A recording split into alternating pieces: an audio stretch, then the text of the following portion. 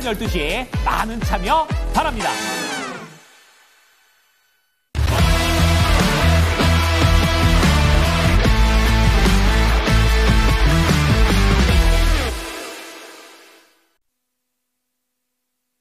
네, 프로의 시선 보시겠습니다. 레모니서치의 김민수 대표와 함께하겠습니다. 대표님 어서 오십시오. 안녕하십니까. 네, 대표님 올 한 해가 이제 마무리되는 오늘인데 좀 어떻게 올 한 해 어떻게 좀 정리하고 계세요? 정리가 안 되는 한 해죠, 올해 한해는. 네. 네, 지금 연말까지 해서 참 사건 사고도 많은 그런 쪽에서 마음이 너무 많이 아프고 속상하고 한 상황들인데 그런 쪽에서 이제 시장이 그래도 좀 제자리를 갖춰줬으면 하는 바람으로 연말을 봐야 될 것 같고요. 그게 이제 강하진 않지만 서서히 좀 나오는 게 아닌가 싶어서 흐름들 연결돼서 1월까지도 좀 봐야 될 것 같습니다. 네, 그렇습니다. 좀 뒤숭숭한 한 해 마무리를 또 하고 있는 상황인데 어떤 주제로 오늘 얘기 나눠볼지요? 함께 확인해 보겠습니다. 네, 또 냉정하게 내년을 바라봐야 됩니다. 내년도 증시는 어떻게 펼쳐지게 될지 어떤 대비가 필요할까요? 그거에 대한 핵심적인 부분들 짚어주실 것 같습니다. 일단 올해 너무 많이 빠졌어요. 러시아 지수보다 더 빠졌던데요, 우리 증시가요? 전쟁 중인 러시아 쪽보다요? 네, 저희도 전쟁 중입니다. 네. 예, 매도세와의 전쟁 중. 네, 그런 쪽에서 일단 지금 시장 보게 되면은 많이 보는 게 이거죠. 월봉이죠. 예, 월봉 보시게 되면은 지금 현재 2, 4, 6 거의 유력합니다. 오늘까지 월봉을 만드는 자리다 보니까 지금 뭐 다른 거 바라지도 않고요. 네. 지금 여기서 뭐 양봉으로 전환된다 그러면 오늘 이따가 오후까지 종가가 2,480이 나와야 되는데 불가능하다고 봐야 되겠죠. 일단은요. 뭐 안 되는 보장은 없다고 하더라도 그래도 지금부터 한 75포인트 더 올라야 되는데 그냥 아무 이유 없이 그렇게 되기는 좀 어렵다라고 봐야 될 것 같고 그렇게 되면 적어도 여기서 이제 중요한 지지권 쪽으로 차지하는 게 한 2,450 정도가 됩니다. 그러니까 즉 2,450이 일단 중요하게 안착해서 물론 이번 월봉이 아니라 다음 1월 달부터 여기서 시작해도 되겠죠. 이 정도 부분에서 빠르게 안착해서 시작해서 돌리기 시작한다. 그러면 6개월 동안의 서러움을 이제 또 회복하는 과정들에 대해서 무게를 둔다라고 볼 수 있을 것 같은데 그렇게 되면 또 하나 걸쳐야 될 선 중에 하나가 이제 주봉입니다. 주봉상에서도 지금 쭉 연결시켜 보게 되면 마찬가지로 2,430은 일단 안착하고 그 다음에 2,450이 들어가야 되는 그 중간 지점들. 그러니까 2450이 왜 중요한지에 대한 추세적인 변화들 쪽에서 중기, 장기 쪽에서 2450이요? 의미를 하고 있다라는 쪽으로 봤을 때는 당장 오늘은 아니라고 하더라도 오늘은 전초전 그러면 1월 초부터는 다시 안착해야 되는 라인들 이렇게 보시면서 한번 또 자리를 찾아가셨으면 좋겠는데 여기서 또 해석해야 될 게 이제 그거 같습니다. 지금 저희가 많이 보는 또 지표 중에 하나가 원달러 환율이겠죠. 예, 지금 기준으로 보게 되면 한때 지난주 금요일 날 또 정치적인 리스크 나오기 시작하면서 1,480원 이상으로 강하게 갔었는데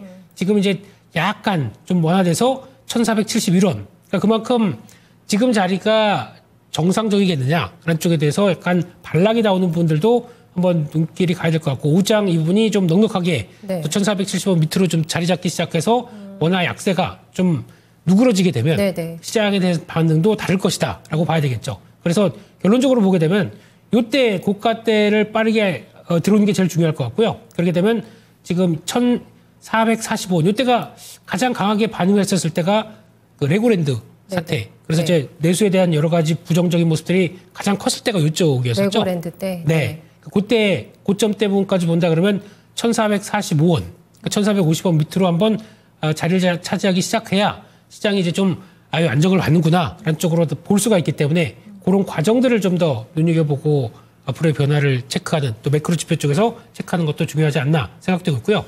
그런 쪽에서 보게 되면 지금 기대는 되게 그래도 이만큼 빠졌으니까 돌아가겠지라고 하는 기대는 좀 더 크다고 봐야 될 것 같은데 하지만 그런 것보다 지금 저희는 시장을 매매하는 게 아니지 않습니까? 그렇죠. 종목과 섹터를 매매한다라고 하게 되면 이런 종목과 섹터에 대한 분위기가 앞으로 주도 섹터가 어디로 갈 것이냐라는 쪽들에 대한 변화는 계속 체크해야 될 것 같습니다. 보통 저희 경험상으로 보게 되면 이때 12월 한 중반쯤에 거기서부터 시작해서 한 1월 달까지 쭉 연결되는 섹터들이 나오기 시작하게 되면 그게 하나의 변화가 이끌어지면서 시장의 주도 섹터로 가는 경향들이 좀 많았었죠. 그렇기 때문에 그런 관점적으로 본다라고 하게 되면 지금에서는 아마 주도 섹터에 대한 고민이 지금 강한 섹터 그리고 또 1월 초에 강한 섹터를 가지고 요게 강했으니까 연결되겠구나라고 하는 과정들을 보시면서 특히 이때부터 강했던 섹터를 몇 개를 보게 되면 일단 반도체 HBM 쪽들 강했었죠. HBM. 예, 네. 그랬었고 또 하나 로봇 쪽 강했었고. 아, 그렇죠. 네, 그리고 또 자율주행 강했었고. 네. 이런 몇몇 섹터들이 강하면서 시장을 좀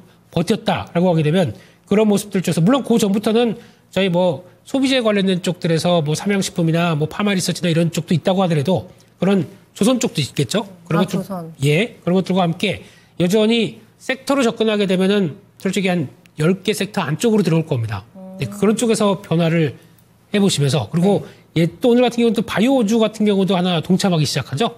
그런 변화를 봤었을 때 아, 이게 지금 1월 효과와 함께 그래도 많이 빠진 자리 쪽에서 어떤 변화가 들어올 수 있을 정도로 네. 강하게 들어온다라고 하게 되면 그거를 좀 더 노리시는 게 좋겠다라는 쪽에서 그를 섹터를 더 챙겨가자 그렇게 봐야 될 것 같습니다. 네. 일단 뭐 제약바이오나 로봇 이런 거의 강세는 이슈 드라이브 차원이라고도 볼 수가 있겠습니다. 1월에 가장 큰 행사 CES하고 이제 JP모건 헬스케어 컨퍼런스가 대기하고 있기 때문에 그쪽으로 벌써 매기가 붙는다라는 느낌이 오늘 또 확실히 있고요. 말씀해 주셨던 원달러 환율이요. 대표님. 네. 1,450원 아랫단으로 와야지만 증시 안정을 일단은 도모해 볼 수 있다고 하셨는데 네. 가장 핵심적인 게 그럼 정치 리스크가 안정이 돼야지만 환율이 떨어지는 것도 기대해 볼 수가 있는 건가요, 그러면? 그게 어떻게 보면은 지난번 1,400원대 중반대를 끌어올렸던 요인 중에 하나라고 봐야 되겠죠. 네. 근데 그것만 단순하게 정치 리스크가 언제 안정돼라고 보는 것보다 더 중요한 거는 달러화라고 생각합니다. 달러화의 네. 예, 강세가 어떻게 꺾이느냐 이게 제일 중요하다고 봐야 될 것 같고요. 달러 인덱스 108 정도인가요, 지금? 107? 지금 현재 네. 107.668, 그 정도. 671. 예. 그러니까 108대에서 시도하다가 약간 이제 무거워지고 있습니다. 네. 그렇다는 얘기는 그러면 이제 지금 다 세계의 자금들이 미국 주식 사자, 미국만 바라보자, 미국 경제가 가장 좋다라는 쪽으로 바라봤었는데 이게 얼만큼 생각했던 것보다 좋긴 좋은데 네. 그 정도까지는 아니야라는 쪽에 대해서 미국 경제에 대한 약간 좀 시그널들 이런 쪽들이 생각했던 것보다 조금 좀 둔화되는 모습들로 나오느냐 이것도 중요할 것 같고요. 그렇게 되면은 다시 둔화되는 모습들이 나왔을 때는 연준이 금리를 인하하는 속도를 꺾었다가 네. 다시 확대시킬 수 있겠다. 금리 인하는 속도를요. 네, 그렇게 되면 시장에서는 매크로 지표가 좀 안정되는 모습들도 나오겠죠. 그래서 아마 달러의 변화가 더 개인적으로 중요하다고 봐야 될 것 같고 그게 안정되기 시작하면서 원화의 변화도 워낙 강세가 나오기 시작하겠죠. 네네. 그런 것들을 체크해 보시면서 아마 이번 주는 거의 발표되는 지표들이 없을 겁니다. 다음 주부터 발표될 미국의 지표들 상당히 의미 있게 중요하게 봐야 될 것 같고요. 그 정도로 강한 체력을 보여주지 못한다는 쪽에서 지표들이 꺾였을 때 미국의 변화들은 아무래도 지금은 배드 이스 굿 쪽으로 해석하지 않을까 싶어요. 그런 것들 한번 체크해 보시면서 매크로 지표들 확인해야 될 것 같습니다. 네.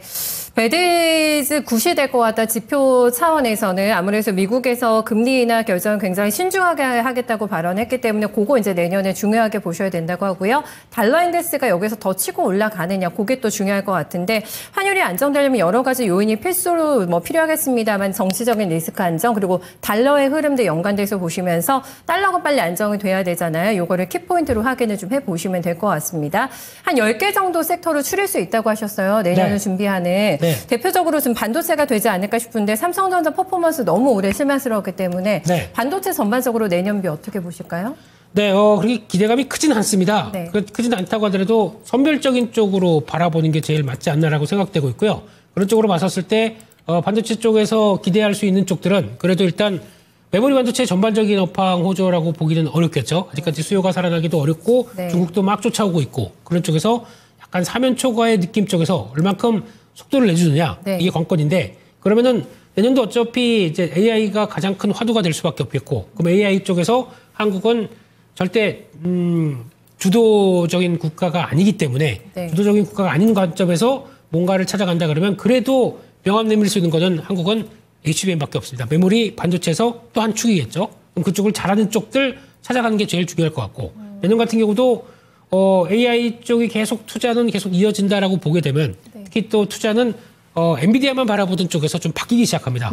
에이직이라고 하는 새로운 또 맞춤화된 또 칩들 쪽으로 브로드컴에 대한 자신감이 또 돋보이다 보니까 네네. 거기서 나오는 변화까지 생각한다 그러면 이쪽들이 가장 주도가 되는데 네. 그중에 하나 우리도 HBM 많이 필요하다라고 하게 되면 커스텀 HBM이겠죠. 우리에 맞는 HBM 주세요 라는 쪽으로 나오게 되면 엔비디아만 바라보는 쪽에서 플러스 알파가 더 같이 커진다라고 했었을 때 HBM에 대한 시장의 확대는 더 커질 수가 있겠죠. 그런 쪽을 본다 그러면 내년도 일단 HBM 관련된 종목들은 체크해서 보는 게 맞겠다라고 생각되는데 HBM 쪽에서 이제 여기도 중요하고 저기도 중요하고 다 주려고 하게 되면 일단 공급할 만한 제조사 입장 쪽에서 수율이 제일 중요합니다. 수율 맞추는 게 중요하겠죠. 그러면 거기에 들어가는 검사 장비들은 오히려 좀 더 호황을 누리지 않을까라고 하게 되면 그거 관련된 투자 아이디어를 봤었을 때 HBM 관련된 검사 장비 쪽들 계속 또 체크해보고 그에 따른 모멘텀 그리고 또 특화된 뭐 다 아시는 한미반도체부터 종목들 같은 경우도 다시 한번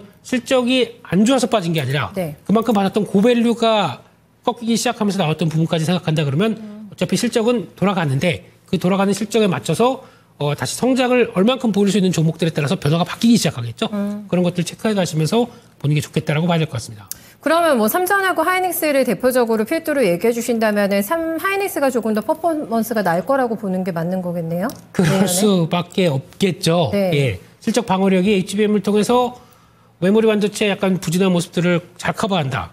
그러면 하이닉스가 더 주된 모습을 가져갈 수밖에 없겠고 게다가 또 중요한 거는 그러면은 예전처럼 똑같이 그러니까 지금 한미 반도체가 주축이 돼서 같이 끌고 갈 것이냐. 요거는 또 다른 문제가 될 수도 있다고 생각합니다. 한미 반도체의 실적에 대한 확장성은 알고는 있겠는데 그거 말고 예상했던 경로보다 더 빠르게 실적이 늘어난다든가 아니면 또 새롭게 진입하는 반도체 장비주들의 성과들이 확인된다든가 그러면 이제 보통 보면 수주 공시로 많이 보여줄 겁니다. 그런 쪽에서 성과가 나왔을 때 그걸 좀 체크한다 그러면은 요즘 보면은 또 PSK 홀딩스 뭐 리플라우 장비 쪽에서도 강한 모습들 나왔었고요. 그 밖에 요즘 강한 게 DI 이런 종목들도 오늘도 좋아요. 오늘도 좋고요. 예, 그런 쪽에서 또 STI 같은 경우도 대기를 하고 있다는 쪽에서 이제 이거는 수주가 확인이 좀 돼야 될 것 같습니다. 그렇게 시작하게 되면 저항대 뚫고 변화가 나올 것이고 그런 몇몇 종목들의 변화들도 한 번쯤 체크하는 게 중요해 보인다고 보여집니다.